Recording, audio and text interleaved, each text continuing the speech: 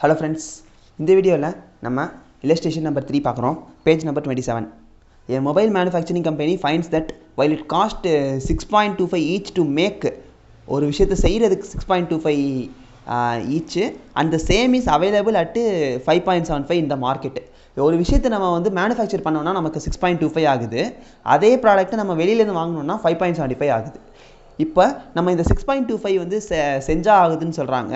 அதில் வந்து நமக்கு வந்து எவ்வளோ வந்து மார்ஜினல் காஸ்ட்டுக்குள்ளே இன்க்ளூட் ஆகுதுங்கிறத பிரித்து கொடுத்துருக்காங்க.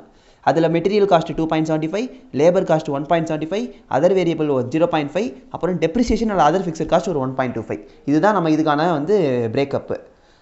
நம்ம வந்து இந்த ப்ராடக்ட்டை வாங்கணுமா விற்கணுமா அப்படின்னு சொல்லி கேட்குறாங்க. What would be your decision if the supplier offers the component at ₹4.85 each. நம்ம என்ன படிக்கிறோம்?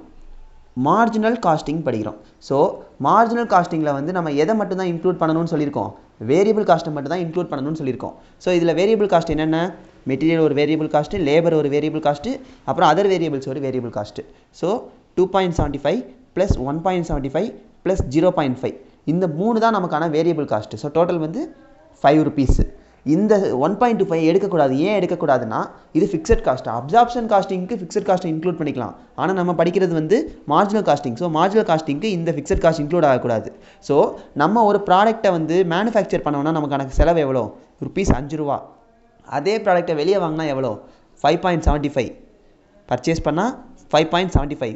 ஸோ நமக்கு செஞ்சால் ₹5, மேனுஃபேக்சர் பண்ணால் பர்ச்சேஸ் பண்ணால் 5.75. ஸோ நம்ம மேனுஃபேக்சர் தான் பண்ணணும். Make should be our decision அப்படின்னு சொல்லி எழுதிடணும். ஏன்னா நம்மளோட வேரியபிள் காஸ்ட் வந்து அவுட்டர் பர்ச்சேஸை விட கம்மியாக இருக்குது.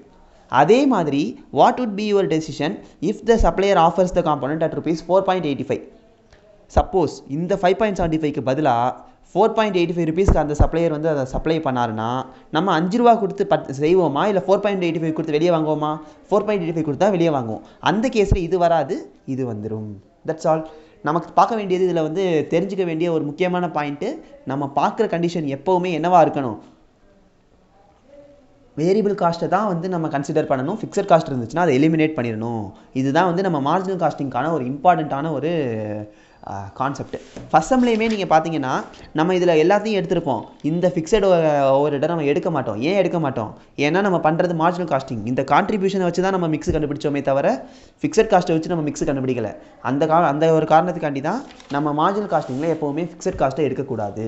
That's all friends. இதில் ஏதாச்சும் டவுட்ஸ் இருக்குன்னா கமெண்ட்ஸில் கேளுங்க. தேங்க்யூ.